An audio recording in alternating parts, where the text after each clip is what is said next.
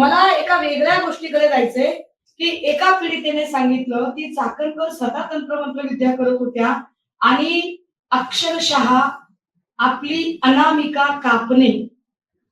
आता हे अनामिका कापणे हे काय प्रकरण आहे हे मला माहित नव्हतं. मी त्याची जरा माहिती काढायचा प्रयत्न केला तेव्हा मला त्याची जी माहिती मिळाली ती फार धक्कादायक आहे. मी त्याची कॉपी काढून आणली आहे.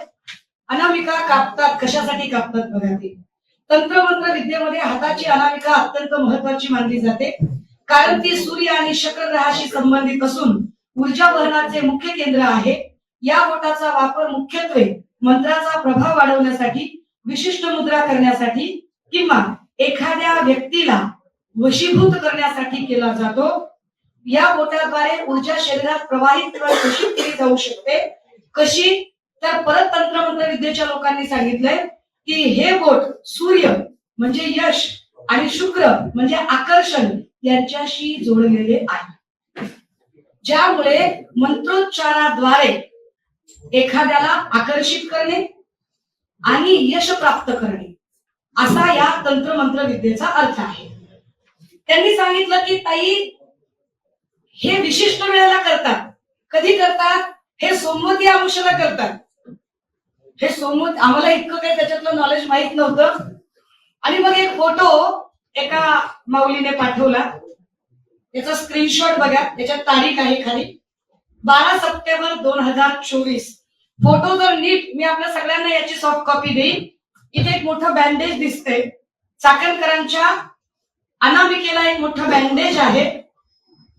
मी याच्या अलीकडचा पण एक फोटो आहे 9 सप्टेंबरचा. 9 सप्टेंबरला ते एका कार्यक्रमात बोलताना दिसतात आणि या सगळ्यांच्या सारखा आहे. हे बघा, इथे सुद्धा बँडेज आहे. हा 9 सप्टेंबरचा फोटो आहे, हा 12 सप्टेंबरचा फोटो आहे. मला कळेना की हा सप्टेंबरचा दिवस कसा आहे. आणि मग हे सगळं शोधल्यानंतर लक्षात आलं की 2 सप्टेंबर 2024 ला सोमवती अमावस्या होती.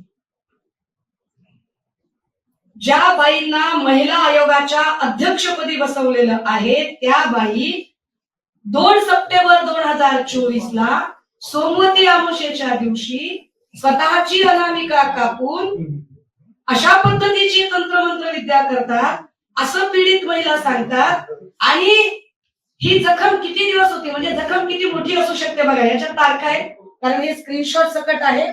याच्यातल्या जर तारखा बघितल्या तर साधारणतः 20 डिसेंबरचा पुन्हा फोटो आहे. मग जखम छोटी छोटी झाली. हे बघा, इथे बँडेज आहे, याच्या मी सॉफ्ट कॉपी देईन आपल्याला.